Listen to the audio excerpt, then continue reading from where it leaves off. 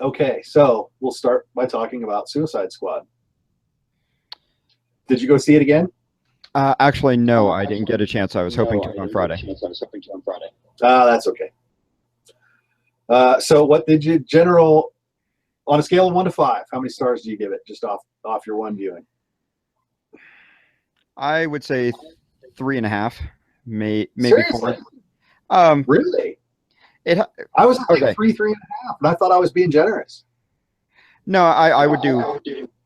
I would happily do 3.5. It's I didn't feel like it was a waste of money by any means. Uh, First of all, I should kind of define my criteria for stars. Please Five do. is, oh my God, I need to see it again right now. When is the next showing? When's the next seat? When can I get into a theater? And when was the last 5-star movie you saw? Uh, Probably Civil War. Really, I would have given that 4. But anyway, Uh, it, now I know what it, your standard is. you do realize that I'm sitting in a room with at least 6 Captain Americas, 2 Captain America shields. There's one on my door. Uh, I can dress as 3 different versions of Bucky Barnes for Comic Con. And Captain America if you put your helmet on. Exactly. I understand. Oh, look, well, my 5-star Marvel movie is Winter Soldier. Oh yes, that was That's the very gold good. standard, as far as I'm concerned. And Civil War's good, but it's not there. It's Oh easily a yes. full star less. So, but no, this one I was Suicide Squad. I easily give it a 3. Like I said, I saw it twice, and that second time was so eye opening to sit through. I mean, I didn't have to pay as much attention to the movie, even though I did. But it was just it's a completely different audience. It was just a really weird experience to see it through their eyes when I wasn't having to see it for the first time at the same time. Right. And as a critic, that was kind of enlightening. Yeah, I could see that. It's from what I've read. I've tried to really not let it taint me too much, but the few reviews that I have read, they seem very. There seems to be a very stark division between what the critics think and what the audience thinks. Yes, it So is. It's as bad. It's actually, I think, worse than Batman versus Superman was, because even the fans were not yes, as I want to say apologetic, and that is not even the right word. And forgiving is I not even the right word. They weren't as accepting of Batman versus Superman as they even are Suicide Squad. no, that's true. Well, quite frankly, because I thought Batman versus Superman was just a less fun movie. It was kind of tiring, a little bit depressing. Where all through it, Suicide Squad had very much knew what it was. It was just fun. It was definitely flirting with it. Just turn your brain off and enjoy it. Look at the pretty pictures. So Yeah, and that's it was much more aware of what it was. it wanted to be. If someone tried to compare it to Guardians of the Galaxy for DC, and I can see that theoretical parallel. Disparate team of misfits, not the good guys, but it's still not as well done as Oh, Guardian, or even oh close. no, But it is leaps and bounds ahead of Batman versus Superman. I just think tonally. I'm wondering how much. I really am curious as to how much of that was the reshoots. uh, yeah, that's a very good point. I would probably think a lot if they tried to make this dark and take itself seriously. It it would have been terrible. It would have been a borderline unwatchable. No, it would have had to have been a lot. There would have had to have been a lot better construction for it to be dark, because you could make a dark version of that, and I think it would have been good. But it would have, I mean, you would have had to Christopher Nolan that thing. I mean, I you can't, if you go dark, you can't go halfway.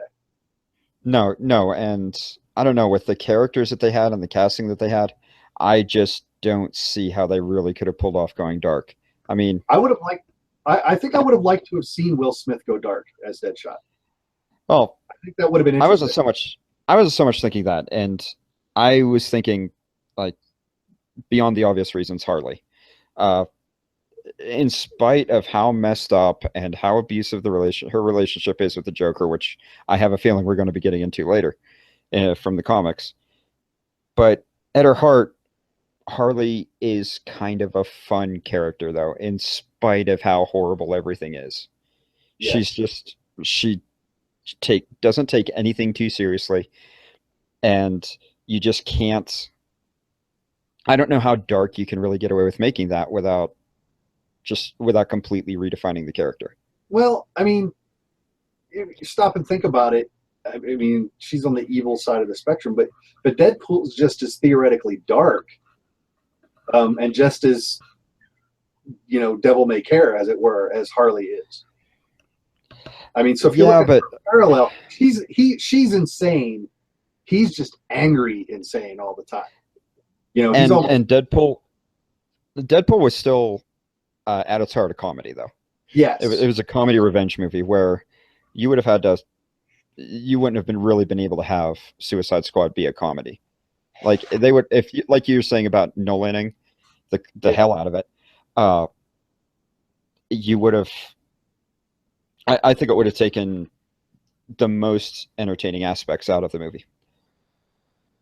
I mean, yeah, I'm yeah, kind of because I'm kind of a sucker for the stupid for the gag moments. It's like even though I saw most of the Harley parts, seeing them in the context of the movie, they still made me laugh.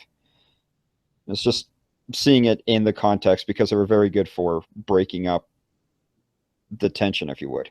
yeah, and they had to have it because they were trying. And like I said, I'll bet you a lot of that was the reshoots because you can see the parts where they're dark. Yes. The Deadshot. This is how I cut and run scene. Uh, Yes. that's in any other movie, that's a dark moment. But once they surrounded it with everything else, it just becomes a sarcastic screw you, Oh yeah. as And opposed to a really dark expression of what's going on inside that character. I mean, you could probably make a standalone Deadshot movie, then go that dark. yeah. Uh, yeah, they definitely could. I don't know, personally I kind of liked it in the sarcasm, like, "Oh, really? This is what I call cutting and running." And you being a Yeah, person no, who and knows him it down. worked in that context, but easily if you strip out the other stuff, I mean, that's a really dark moment. Oh yeah. Well, So, but they surrounded it so it goes the other way. So yeah, that's part of the problem with it. I think is that its tone is a little muddled. Um, oh, I I'm that glad was they brought another it one. up. Oh, I'm sorry. That was another that was probably my single biggest complaint about the movie. Um the biggest deduction was, and you kind of hinted at it, where you could kind of feel where the reshoots were. I described it as it felt like it was edited by two people who didn't know about the other one's existence. It's not even two people who didn't meet; they just didn't know the other person was there. Like two And people were given the same set of film. yes, and if you've heard the term, you made a giraffe, where blind people are describing an animal or Yeah, describing a horse and they end up making a giraffe. right. I thought that the editors in this movie ended up kind of making a giraffe, and I think that's where most of the critics hate it so much because they're a lot more sensitive to that because they're just exposed more than a general movie audience. Right, and that, like I said, that's probably why I noticed it so much. Because, like I said, when I sat through the fan showing, all those beats that the critics are like, oh, and then here's the this, and then here's the that, and you watch it in the context of the audience, they hit every beat they were supposed to hit Yeah, when they were supposed to hit it, and the audience took it exactly the way they were supposed to. And yeah. halfway through the movie, I was just like, okay, I wasn't wrong. I couldn't really quantify why I didn't trash it as hard as I did the first time until I saw it the second time, and I'm like, that's why. Because the fan inside of me was doing exactly what everyone else in this audience is doing right now. Oh yeah. I mean, yeah. It's like I've said. A friend of mine had asked a kind of a no spoilers take on it, and just described it's entertaining. It's flawed, but it is an entertaining movie, and you won't feel like you wasted your time or your money. No, definitely not. I don't feel like I wasted. I mean, I paid the Comic-Con screening price. So, and I still Yes. feel like, for that, with the added experience of that, it would have been an $8 ticket anyway. Oh, yes. So it wasn't even close to a waste of money. Right. And I saw it in 2D IMAX, so it was I think $12. So yeah, See, I definitely really worth need it. to see a movie in IMAX. I have yet to see a movie in IMAX. Uh, like I said, I've been going 2D IMAX just because I like the sound. I don't Um, care for 3D, so no. So as I it's still a said, gimmick. what was that? It's still a gimmick. Yeah, exactly. I that's why the 2D IMAX as opposed to the 3D. I really don't like most movies in 3D. Very few. There have been very few times I've seen actual good use of the medium. Yeah, There have been a couple, but not many. yeah. Well, overall, then I guess my big takeaway from Suicide Squad then would be, I think DC staunched the bleeding to get them through to Wonder Woman. Yes. And when we talked earlier, I kind of touched on it where I think maybe like you said, they staunched the bleeding that they self-inflicted by being overly invested in the Nolan verse while Marvel was doing all their universe building, Right. laying the tracks for the early MCU. Uh, because that's what really put them behind the eight ball in this whole game, uh, where they were so heavily focused on the standalone Nolan verse Yeah, with Batman, and I loved the Dark Knight trilogy, I did but too. They won those battles, and it's costing them the war here in very, the late. very, very much. That Yeah, was an because excellent point. Glad you brought that it up. oh, thank you. That put them the better part of 8 years behind in this arms race, Yeah, and and now they're trying to play catch up, and I don't I'm not, know. yeah, I'm not so sure that it's not insurmountable at this point. The best they can hope for is to make decent to good movies. I don't think they're ever going to be on par with what Marvel's done. I think the audience is going to be kind of burnt out on the medium. I think and that's They get on I even think previous if movies. Phase 3 stumbles, like if Doctor Strange is not great, if Black Panther doesn't do well, if these Phase 3 characters don't roll through, and then DC can put out, JLA one, Justice League One is ridiculously good, and Aquaman doesn't suck. You know, if that happens, then yeah, they can close the gap. But I don't think you can count on Marvel fumbling the ball. No, I really can't see Marvel either fumbling or if there is a substantial drop off, and I hate to parrot this, but if Marvel sees a significant drop off, it's probably going to be due to audience fatigue on superhero movies. That Yeah, and that the was greater public is just tired of it. yeah, and then the downside, I've mentioned this in other, with other people just talking. The MCU is so interconnected, and then Oh it yes, interconnects with the TV show, and then it interconnects with Netflix, however tangentially. And I harken back to the early '90s comic book days when everything was a 3 series 4 chromium cover variant crossover where and they just you couldn't follow a title because you were screwed if you were not paying attention to the other three. Whereas yes, DC has kept everything separate, and it had served them well until they decided to try to build an expanded cinematic universe. And now they're and stumbling, and it's like I don't know why they deviated from that. I would rather watch an excellent Superman movie that has nothing to do with the really good Batman movie that comes out next year than watch two mediocre superhero crossovers. it. I hate to again. I know this has been said before, but I think a lot of that was being gun shy after the relative flop of which one was it? The Brandon Routh Superman. Superman Um, Returns, boy, I just don't feel that one gets enough credit. well, but it wasn't really loved, and I think it scared Warner DC out of the Superman character to where the only way when they saw the success of the Nolan verse, they had to try to darken Superman, I know, which and was Man of Steel. don't market them. But they ran right to And Zack Snyder.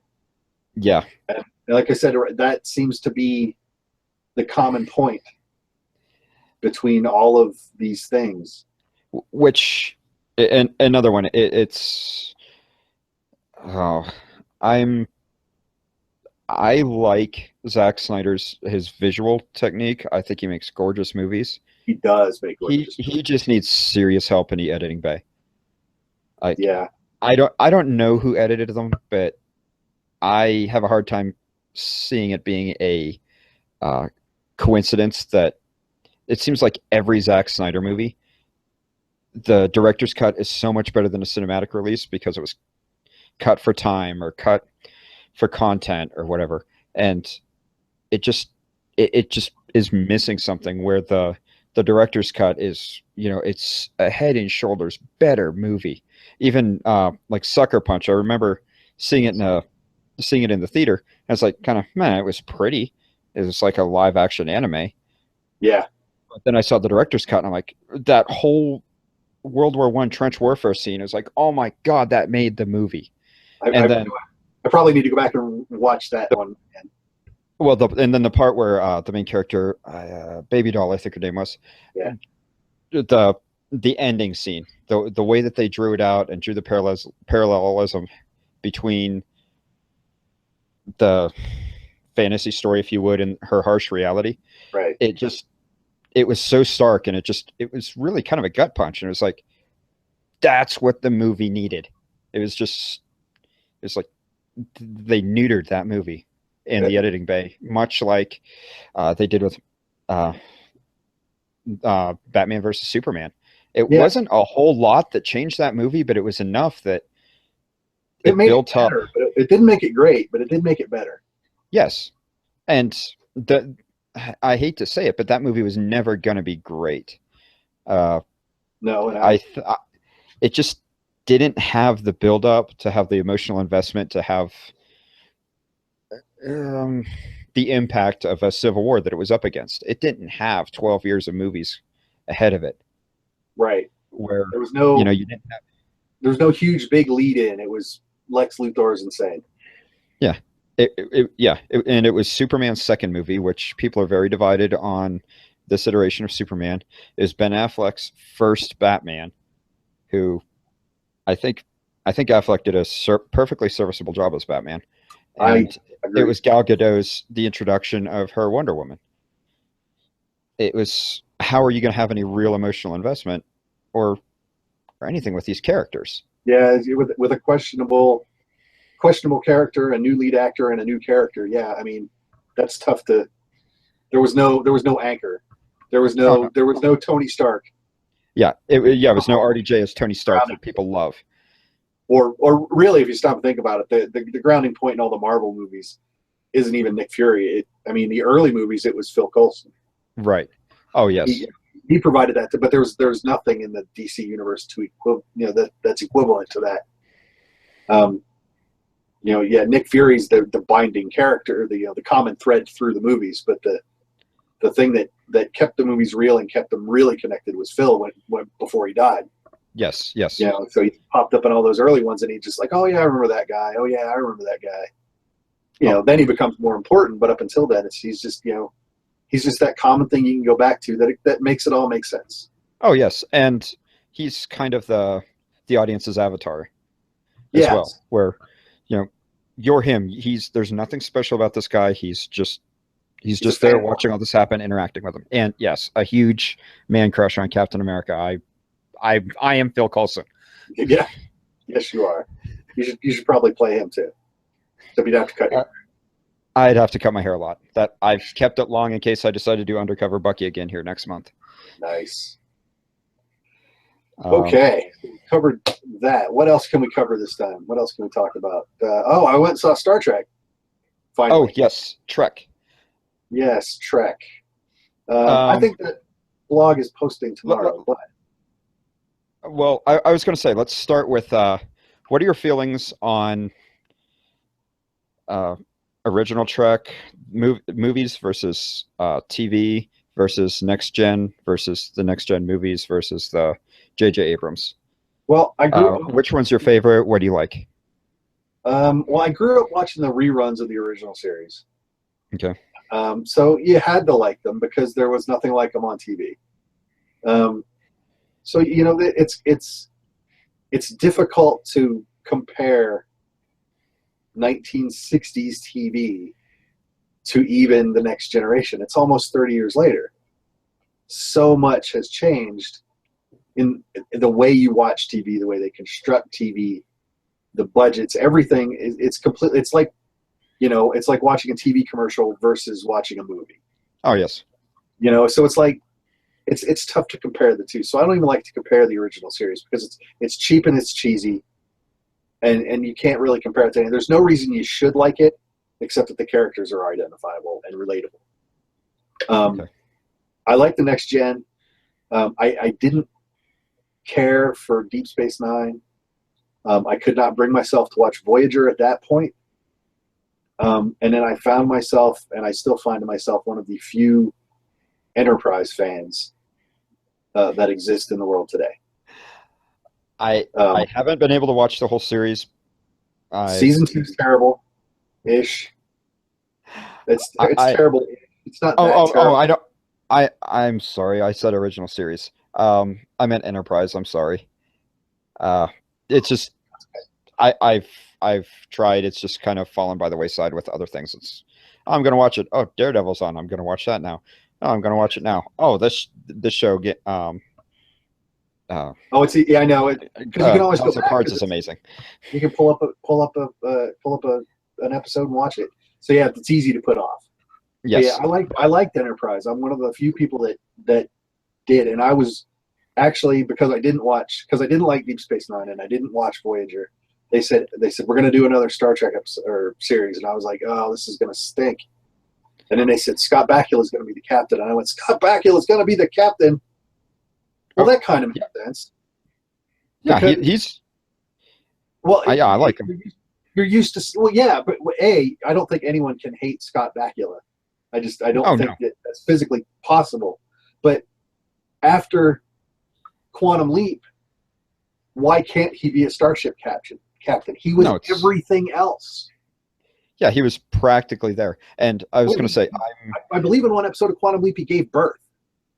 He played a pregnant lady. So why can't he? So it's like, you know, why?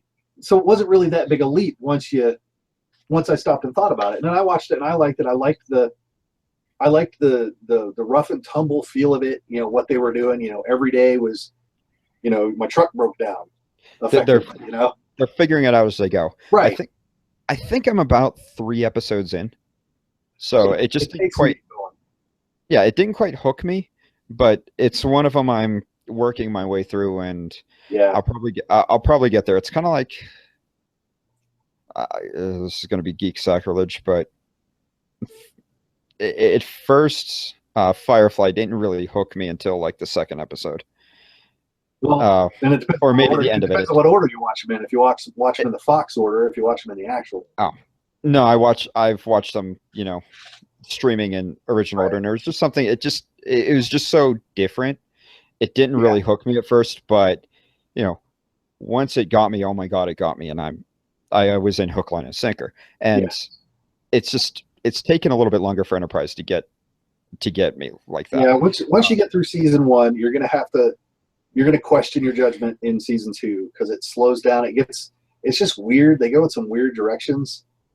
But then season 3 it picks back up, and then season 4 is pretty good, right up until you get to the fiasco of a finale. Okay. So, which is not their fault. It's Berman's fault. Gotcha. So, the reason I asked about the basically what your tastes were in Trek is I've kind of noticed a pattern on the Trek fans where it seems like the bigger a fan you were of the original series, like if you were a diehard original series fan, right, the more you're gonna dislike the J.J. Abrams. See, I don't dislike J.J. Abrams. Yeah, I like. But like the first one was great. That's the really hardcore. Yeah, the really hardcore people. because you messed with their continuity. And I don't know, kind of coming from the comic book side of things, I'm like, oh, we're in an alternate timeline. This is like all that other continuity still exists. If you like it, go with it. But this is just a different one. But And he even there's some they things even that they say did that that I like. Oh, they do say that in the first movie. oh yes. I remember I remember when it hit me. When it occurred to me exactly what was happening. Uh, I think, oh, shoot, when was it? I forget what point it was in the movie. I actually said somewhat out loud in the movie theater, like, "You clever son of a bitch." Just because I realized that J.J. Abrams was effectively taking and wiping the board clean to Yeah, do whatever he wanted to do with those characters, which was kind of my biggest complaint about why Star Trek was getting stale. They were so weighed down by their own continuity and, you know, existing canon that there really wasn't a whole lot that they could do. Uh, yeah, they painted themselves into a corner, narratively. yeah. So That happens. So if anything runs long enough, that happens. it felt like the only way to really make a good Star Trek anymore was to do something drastic like that. And as uh, you know, destruction's never fun. Having to destroy the existing universe, yeah, you're going to hurt some feelings, but I hate to sound callous, but that's kind of part of the game. It, it They were aiming at a new audience, and the old audience could still have what what they held on to. well, I Where mean, Bryan Singer did it with Days of Future Past. yes, Did the same thing. X-Men was getting it was stuck. So he tried to unstick it. I think he did a fairly poor job of it, but he did the only thing he could, which oh yeah, it was the only way to undo the damage from the the original X-Men X3, yeah. trilogy. Yes. So Yeah. it's for movies you have to do that. Comic Oh books do yes. it all the time. Oh yeah, and that's the thing that annoys me the most, that people just don't understand that this can happen. Which, going full circle, is one of the things that irritates me the most about the way DC is handling things with their cinematic universe versus their TV series. Um, I I think they completely shot themselves in the foot as far as if they want to build a Justice League by not using characters that have already been established and are popular. I Yes. I think Stephen Amell could handle himself just fine on a big screen. I think, God, I can't remember the actor's name that plays a Flash, but he's Grant got Gustin. yes, Grant Gustafson. He's got so much charisma. He could Yeah. definitely handle himself on a big screen. He's just such a likable character. Um, uh, Supergirl, another one. I don't think they could have done a better job casting her. I need to She's just a sweetheart. I Uh, need to watch season one. I watched the first two episodes and then time. oh So yeah, I didn't catch the rest. But that goes back to a point I made earlier, which is where DC has kept all their stuff separate. I mean, the Flash and Arrow occupy the same plane of the DC multiverse, but Supergirl's in a yeah. completely different universe. That's why. No, she's actually in the Flash and Arrow universe, because there have been crossovers. Well, Like the Grant way I Gustafson understand it is that the Flash crossover, he had never heard of her and she'd never heard of him because he crossed over into another Oh, that's right. one. So yeah, so they're not even in the same Yeah, that's right. level of the multiverse. Yeah, that all happened. And then Gotham exists in a narrative vacuum in the past, effectively. Right. That all. Yeah. But they put That all together. happened. Yeah, so DC puts together these quality narrative streams on television by keeping them separate. I mean, Flash spun off of Arrow, but effectively they're all separate. They don't really depend on one another, which is the exact opposite of what Marvel did Right. with the film. And all the Netflix stuff is still the same universe. But by doing so, how to put it, they've neutered their TV universe and keeping them too separate. When kind of Arrow took a nosedive was when they're like, okay, all this really cool stuff you're doing, Deadshot, and when they made up, what was it, Cupid, when it was supposed to be the Harley Quinn episode, that was when DC was, oh no, we're gonna make a Suicide movie. All these off the table now. You can't use them. It's like Right. if they're gonna be different universes, make them different. Make them separate universes. You know, Yeah, and allow that's perfectly okay, but don't neuter one. let all the To kids build play the in movie. all the sandboxes. Exactly. I can't argue with that, but frankly, I don't get paid Ben Affleck or Zack Snyder money. So No, no, we're just fans complaining about it on the internet. yeah, that's what we do. We're fans. So, It's but yeah, it's it's frustrating. it's so. But the new Star Trek movie, since we're Yes, back got to off track. that, the new back to Trek. But yeah, so but at least Star Trek kept one continuity until Abrams came around and Yes. rewiped it. But the last one, it was entertaining. I don't think it was a great Star Trek movie. It happened to have Star Trek characters in it, but I don't think it was a great Trek movie. I'd agree with that. It was definitely a space action movie, not so much a Trek movie. Right. I feel the same way about it as I feel about, and some people are going to hate me for this, the Thomas Jane Punisher. I thought was a great movie and a really crappy Punisher movie. You know what I mean? It was a I can great see that, action yeah. movie and a crappy Punisher movie. Yes. So, I but I'll watch that movie as an action movie all day long. but you would definitely not consider it uh yeah, a Punisher movie. No, it's barely a Punisher movie. You know, I mean, the Dolph Lundgren version, which holds a special place in my heart, is more of a Punisher movie than the Punisher was. The last time I saw that, it was, let's just say I don't remember a lot of it. Well, Dolph Lundgren But riding a Dolph Lundgren. motorcycle through the sewers, and Lou Gossett Jr. How can you go Yes. wrong with Lou Gossett Jr.? Oh, speaking of Lou Gossett Jr. and the new Star Trek, when Idris Elba, when Crawl first came on screen, and he's all up in Uhura's face, Yeah. I totally got the Lou Gossett Jr. Enemy Mine vibe. Okay, yeah. I honestly, it took me an embarrassing amount of time to recognize Idris Elba Yeah, in that I movie. knew it was him, but I was listening to him talk and his enunciations and his mannerisms. I was like, I've seen that before. That weird cadence, and Yeah, yes, and it's like the, it's Enemy Mine, which is a great movie for yeah, I anyone can see that. Yeah, in the internet that has not seen that movie. It's a great movie. yes, it is. It's You get to see Lou Gossett Jr. give birth. Yes, and Dennis Quaid is pretty good.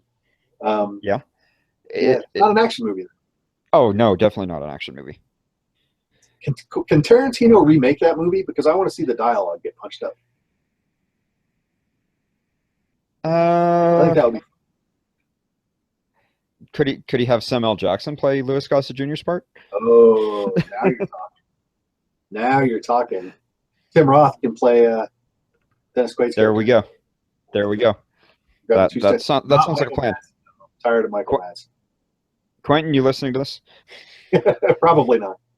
But he Yeah, I might. have No, my he's doubts. he's quitting after 10 movies, right? Isn't his thing? He's got two Uh, movies. we'll see. Yeah, I know, right? Someone's gonna throw a check at him. He'll be fine. Honestly, that guy loves making movies so much. I could almost see him doing it under, for lack of a better term, a ghost director or a pseudonym, I know, or right? trying to. Yeah, trying to. That wouldn't last long. No, but I could see him doing the writing. Oh yeah, I And can see him writing movies. maybe I don't know propping if up he a film wants to studio. Yeah, a film student. No. He's crazy enough to, how to put it, crazy in a good way. I could see Yeah. him doing it. He's just doesn't care, and I could see him taking a little sabbatical and then seeing some movies coming out that supposedly he has nothing to do with, that That have you his look at and go, fingerprints. wow, that's a Tarantino movie. That's a total Tarantino movie, and Yeah. it call it a conspiracy side of me, but I could see him doing that. I could live with that. But yeah, no, but yeah. So then Trek, like I said, I totally saw Enemy Mine in that, and he said, I don't know, there were quite a few narrative holes in that movie as far as I'm concerned. But it was entertaining. It was fun to watch. I I was okay. We had touched on it earlier. I was really surprised that the aliens, like when I saw that whole swarm coming at the Enterprise, Yeah. I was thinking Jem'Hadar from Deep Space Nine. I was like, oh my God, that's almost like the Jem'Hadar swarm. When it took out that one, it wasn't a galaxy. It was the next class after that. Uh, Starship. It goes through the wormhole and just gets obliterated. Oh. It was I forget when it was in Deep Space Nine. I think it was the first season Oh. because that See, kind of sets everything up. I couldn't watch it. But Uh, yeah, I that trope has been used before. I mean, um, even Ender's Game kind of used that hive mind swarm, you know, methodology oh yeah, to it. That was the, cool to the, watch. I love the fact that they were designed that way to penetrate and infiltrate. yeah. I just thought that was cool. Once they opened up and ejected, I was like, that's brilliant. I liked that part. Oh Uh, yeah. It's it's a brilliant basically anti-ship or ship-to-ship boarding yeah, means. that was spectacular. Like I said, it was really well done. It was really really busy to watch, Yeah. to try to Oh watch. yes. Yeah, it was kind of tiring. And I don't care how old the Franklin was, it was not going to have a motorcycle on it because that ship was pre-Enterprise, so there would be or pre NX-01 Enterprise, because it was a Warp 4 ship and the Enterprise was the first Warp 5 ship. So yeah, there's my Trek geek. And Wow. I'm putting together from all the series. These are all the tidbits that get lodged in my gray matter, and then I pull them out later to sound really smart. I'm just as bad. So, but yeah, there's no reason to have there. A would have been no room to bring along a luxury item like that, and B, no reason to bring along a luxury item like that. So it was solely there for Captain Kirk to go Captain Kirk. And it served its purpose beautifully. Oh no, it did. but there's just there's zero reason. Okay, it was For Kirk to go Kirk. Dog, right? So why don't you Yes. bring the internal combustion, gasoline powered motorcycle that somehow still runs several hundred years later? Oh, we won't even get into how fast. Trust me, I can tell you exactly how fast fuel can varnish the inside of a carburetor. Yeah. So it's just but it was okay. The one thing that was really cool in that movie was Jayla's little. They never explain it. Her little multiple appearance. Oh, the clone thing. It's like, is it a hologram thing? Is it?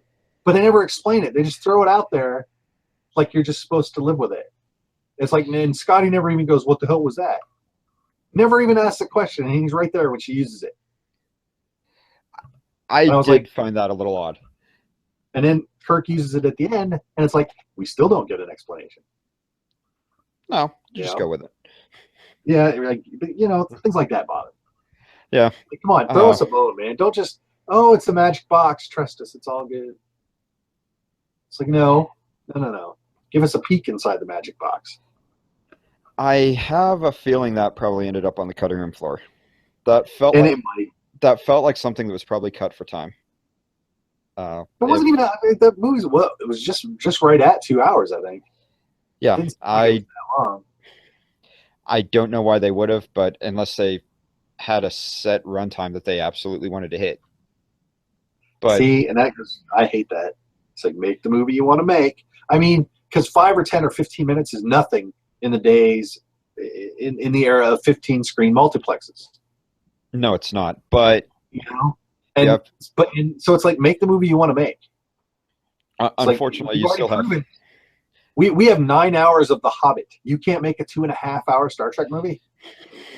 Yeah, we have The Hobbit, which is based on a book that you can read in less time than it takes to watch the movies In less time than it takes to watch one about of the them. book.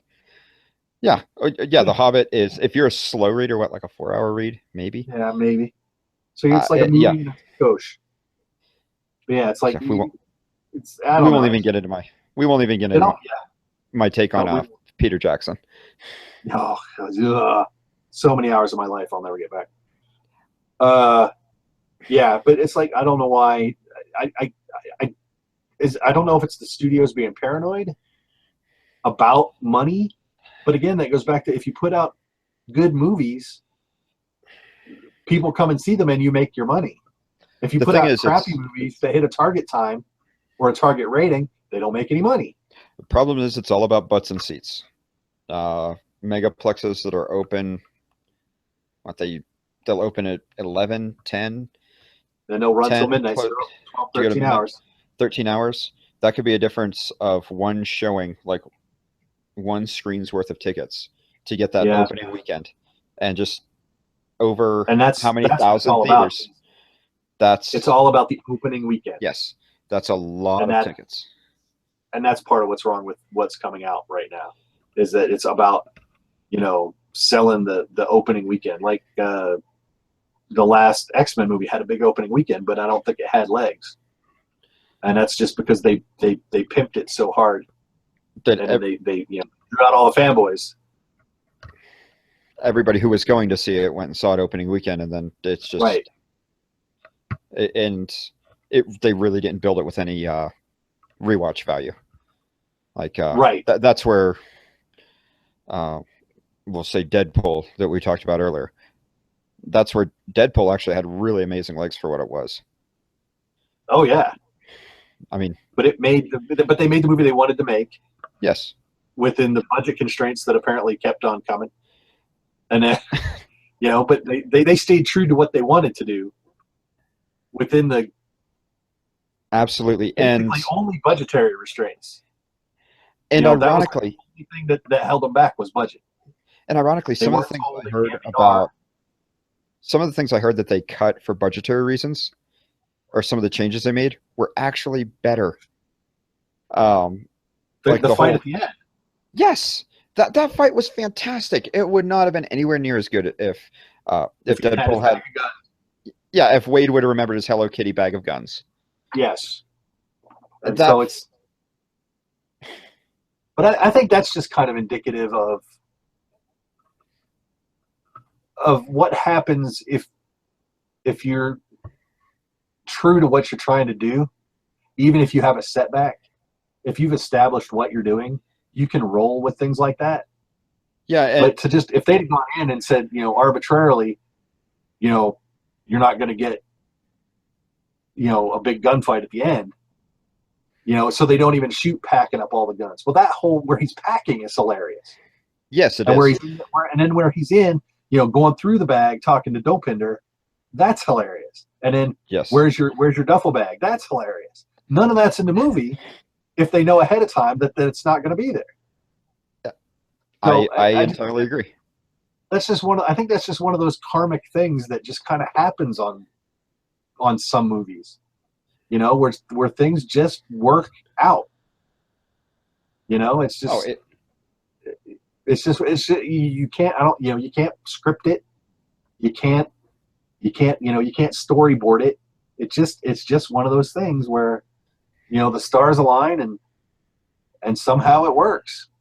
well, it's and again, to go off on yet another tangent, I need to write this down. Um, a comment I made. A friend posted a thing about Jason Momoa supposedly in talks for a reboot of The Crow, and my comment was, you know what, that movie, they caught lightning in a bottle, and it was a product of its time. And they kind of rode his death. Yes. And Anything else that they're going to do with it is going to feel like one of the sequels, which were tonally, they tried to capture it, but they never got what almost happened by accident.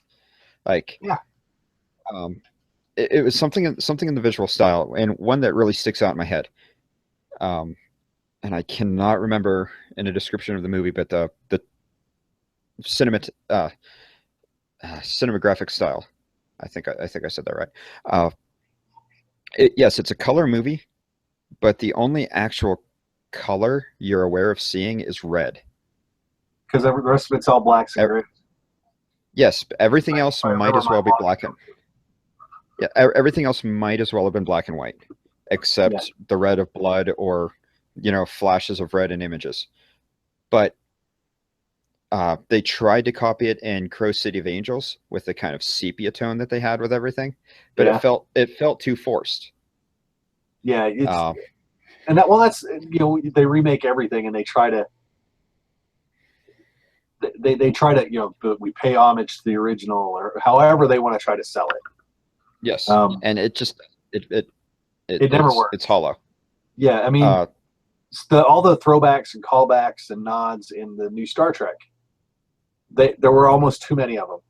yes, It's like, it's very fan servicey. yeah, and and that's okay. But when you go overboard, it's like, well, then just make it a fan film and be done with it. Yeah, Yeah, it's like got there's it. You appreciate where you came from. Move on. yes. Oh, a part of that is the fan backlash from the first J.J. Abrams and also Into Darkness, Yeah, which ah, I I enjoyed Into Darkness. I think more than I enjoyed Beyond. yes, I did too. You committed your heresy earlier. I'm going to commit mine now. Okay. Cumber, I'm sorry, Cumberbatch was a better con. He was a sympathetic villain that had better motivation. He was trying to protect his people by any means necessary. Yes, It's but he's the bad guy you could identify with, where Khan was driven by blind revenge in the original series because of the they were awakened in different times by different people in different situations and were exploited differently. Well, yes. Ricardo Montalban was never exploited, but No, Cumberbatch was. no. Yeah, yeah. So I mean, they had the same underlying psychosis, but then if Hitler had a good family life, would he have killed 6 million Jews? It's the same argument. Yeah. He's still a psycho. Oh, You know? totally. Well, So, it's but I like the presentation in Into Darkness better. I mean, but again, it's like comparing the original series to anything else. no. Well, I How do was you saying compare I to like any other version? I like a little bit more not necessarily sympathetic villains, but villains where you can have a little bit better understanding of why they're doing what they're doing. Okay, Right. if they're just completely insane, that's one thing. Joker. Um, Yeah. Well, but then have them be completely insane. But if they're going to be doing something for a reason, have it a reason you can understand. Where, like I said, Khan, he's trying to rescue his people that are being basically held hostage. yes. Like that's his one goal, his one mission in life. Um, I actually kind of liked Zod and Man of Steel. Here's a guy who was born and bred and literally created to ensure the survival of the Kryptonian species, for lack of a better term. But he's a psychopath. Well, I don't know if it's so much a psychopath. Oh, I'm sorry. It's He's very task he's oriented. yes, he is literally built. I mean, you think about how dogs are bred, are traditionally bred for a purpose. Yeah. And to ask a high energy dog to be a lazy house dog, that's just ask them to be something that they're not. Yeah. Well, Zod was built and bred and raised and trained to have that singular focus, Well, where every fiber of his being was to ensure the survival of Krypton by any means necessary. yes. And he was trying to do that. Until he went insane and decided to use himself as the model Well, for the Codex. But it was to thing. ensure the survival of the Kryptonian species. In Beyond, that's the lesson we get from Crawl. You can't turn a soldier into a diplomat. No. So no, and yeah, you're right. There's a lot of these themes that get repeated. Some are executed better than others. Boy, that sounds slightly familiar to the real world, but I digress. Yeah, well, it happens. There are psychopaths Yes. running for office. I'm not going to say which ones. Too many, too many. We'll just leave it at that. There you go. Yes. This is a movie podcast, not a political Yes. podcast. So They overlap. They overlap yeah. a lot. So yeah. But no. Overall, Beyond was good. I don't think it was as good No, as In I Darkness. Definitely wasn't as good as the first one. no, I thought it was a good. To recap, we went off on what, a half hour of tangents or so. Um, Yeah.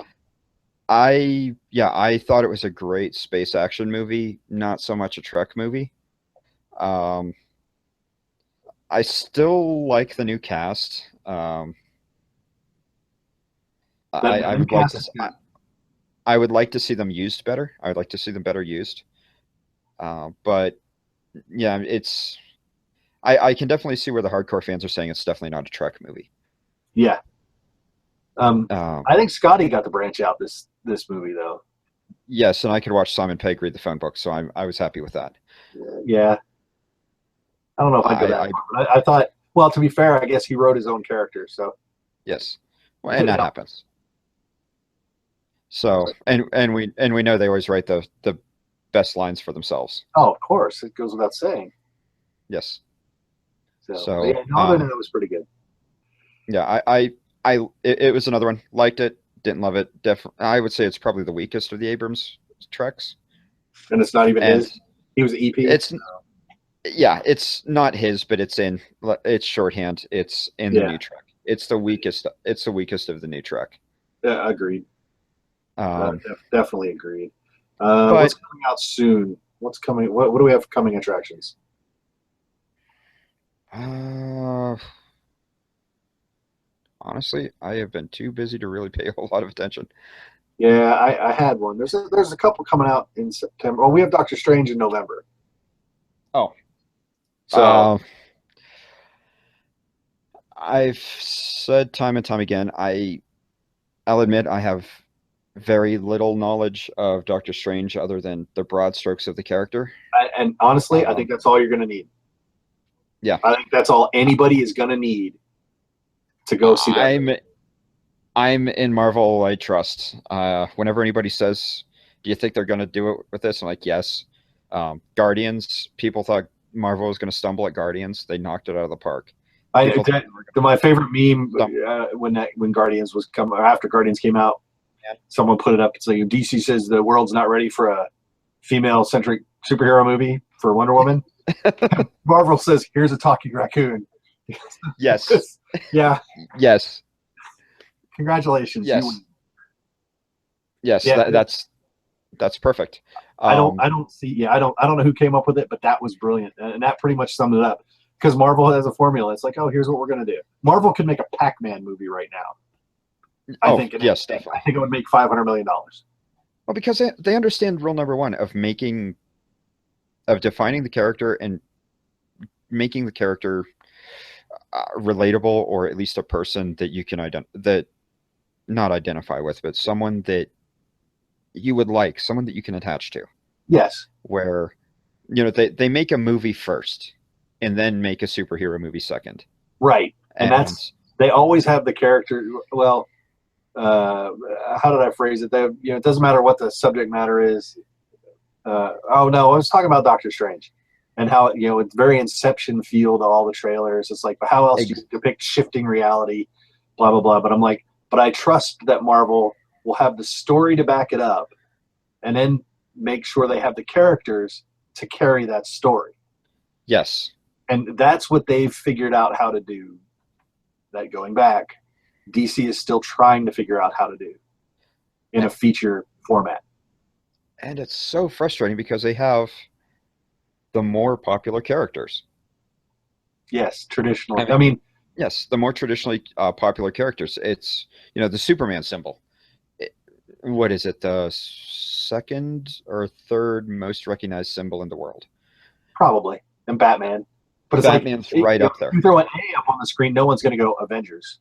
No, You know, only diehards are going to know that that's an arc reactor. You yes, know, there's no, if you put an X, no one's going to go X-Men. no. They Uh, might, but it's not on that level. So, the yeah, closest you might get is a cap shield, but it's very close to the old Air Force roundel.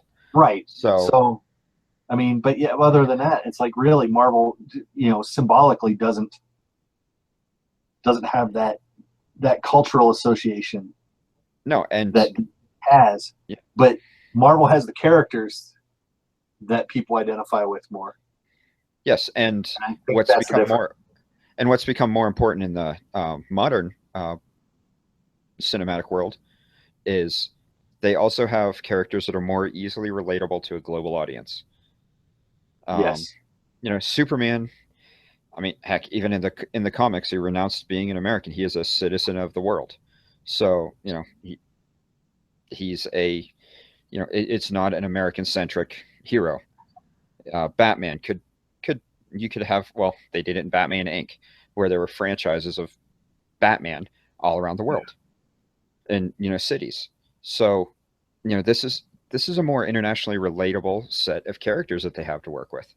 They And haven't figured out how to exploit them properly yet.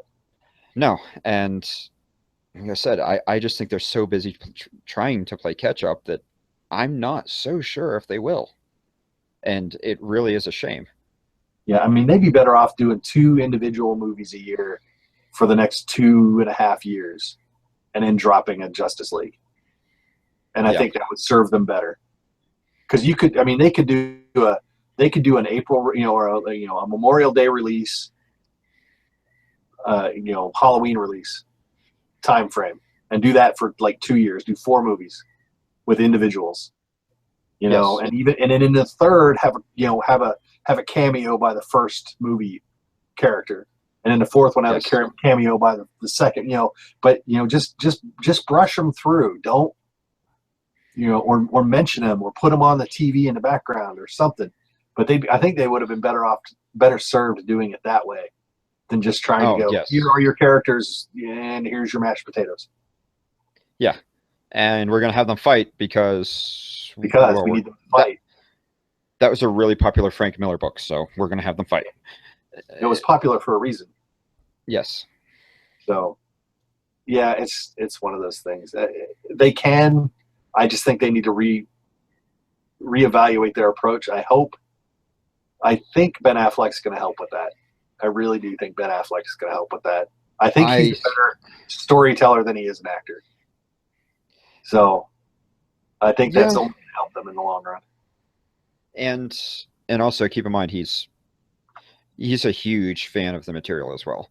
Well, yeah. Um, I mean, so it's if they've got him on board. If they don't listen to him, they are just next level stupid. yeah. I mean, There's a no lot of other a way. lot of directors going to go, "Oh, yeah, I'm a fan of the material," but like, he is. I mean, it has been. I mean, Yes, I don't know how he could have avoided it, but well, you know, it's been well stated. He did Daredevil because it was after the Joel Schumacher debacles, and he thought it was the closest he was ever going to have to playing Batman. yeah. He thought it was the closest he was ever going to come, so he tried, and I don't think he was the problem with that movie. No, there were a lot of Uh, problems with that movie. So, yes, I thought he was a serviceable Matt Murdock, yeah, but although I do like the Netflix version. Charlie Cox is excellent. yes, yes, he is, but So that, that, that that's not to say that the predecessor was terrible, but he was acceptable in a bad movie. We'll just leave it at that. yeah, there you go. But That's probably a good way to put it. But yeah, yeah, like I said, a lot of directors say they're fans of the material, but like everyone had flipped out when Kenneth Branagh got Thor, yes, and they interviewed him and they said, "What did he do? Well, the first thing he did is he went out and got every Thor book yes, and read them all, and then wrote Shakespeare." And I was like, I didn't have a problem with that. no, I watched the first Thor and I'm like, that's Thor. That's perfect. yes, I didn't really care. uh, The Dark World is the weakest of the modern Marvel movies. yes, it is. It is by far it is the weakest. I mean, But and it's still not still terrible. serviceable. No, no, and by let's see, I would have to say the Dark World would be one of the better DCs that DC has put out in the Yeah, current of the three. I yeah, mean, easily. it's Because the problem with that isn't that you don't know what's going on; it's just that you don't necessarily agree with what's going on, Yeah. or understand why they're doing it that way. And that was my problem was the execution of the Dark World. The characters were great, the story was perfectly serviceable, and the pieces just didn't all quite get put together enough for me. But it's No, still, it felt a little thrown together. It would have been a great DC movie if DC made it. If Yes. they can get to that level, they'll be in good shape. So Yes.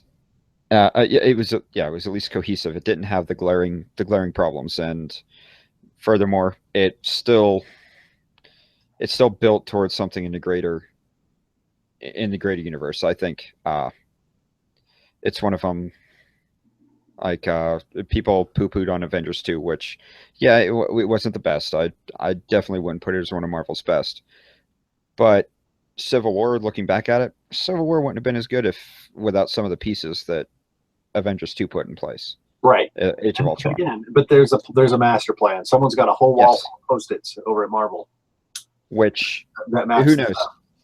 I really hope DC is just a little earlier along to where they haven't quite earned that benefit of the doubt. Right. They kind of did it with the rampant destruction at the end of Man of Steel, where as soon as I mentioned Batman versus Superman, it's like, oh, that all of the destruction of Metropolis is going to come into play. Yeah. That's going to be some of the impetus behind Batman wanting to take down Superman. And sure enough, it was. Yeah. It was like, okay, everybody just settle down. There's going to be a reason for it. And being something of an apologist, Superman was fighting, an equally powered person with military training on his second day on the job. He didn't know how to be Superman yet. No, he really didn't know how to be Superman at all. No, it was literally his second day on a job. He just learned how to fly the day before. True. So now you're fighting an equally powered villain with military training to kill you. Yes.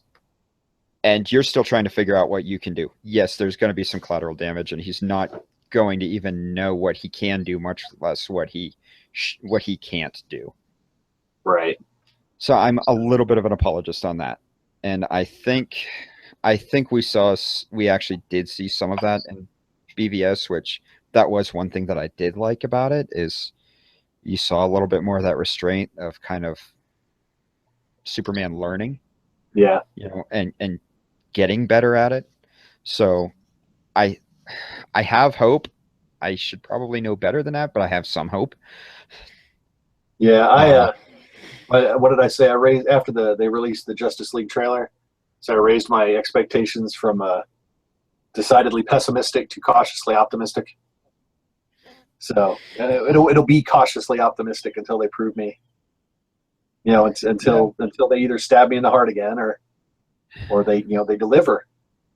Wonder Woman does look promising. Yes. I wasn't sure about it, the move to World War One, but I'm liking the aesthetic still works, and I like what they've done with her outfit and her fighting style. Yes, so, and given that Diana, and her wanting to pull away from all of humanity because of her exposure to what was, quite frankly, one of the lowest points in human history as far as just massive brutality. Yes, so, that was. I mean, yeah. If humans could have gotten away from humanity after World War One, they would have. Yes. So I think that's a good setup for her character moving forward. Yes, I think so. That's really promising.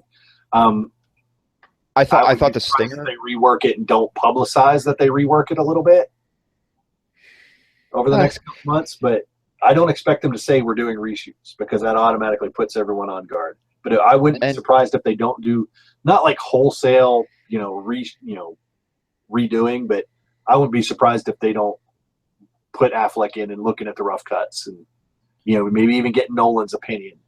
But Snyder's getting further and further out of the picture, and I only think that helps at this point. Yeah, yes, it does. For better or for worse, like I said, I really do like his visual style. I think he makes gorgeous movies. Oh yeah, put him behind the camera all day long. Yes, or yeah, let him block out the shots because you Yeah, know he can put together he can make really pretty movies that just don't make the most sense. Uh, exactly. so what was I going to say? Um, I was going to say another thing that had me a little bit cautiously optimistic moving forward was the mid credit scene in Suicide Squad. I thought that was a fantastic use of it. Just a little, Yeah, I I like the not even concealed threat was kind of nice. yes, You know, there was no pussyfooting like in a lot of these scenes. You know, and even in Marvel, you know, they'll tap dance around one. It's like, no, that was a definitive statement at the end, yes, and I like that. It's Y- like that's exactly you need in a movie like that. You need a definitive statement, and I yes, thought that was really nice. and again, that's something that older kind of I'm over it Bruce Wayne would Yeah, say. You know, that's okay. You knock this off, or me and my friends will make sure you do. yep, Sorry, spoiler. yeah. Might want to put it. No, we're not going to tell anyone that's a spoiler. No, If they've listened for an hour and 40 minutes at this point, or however long we've been going, something like if that. I ever let anyone listen to this, we'll see. Yeah, I already told my wife that this was probably never going to see the light of day. No, it's audio. I can't see. Well, you know what I mean. Never be released in the wild. I know.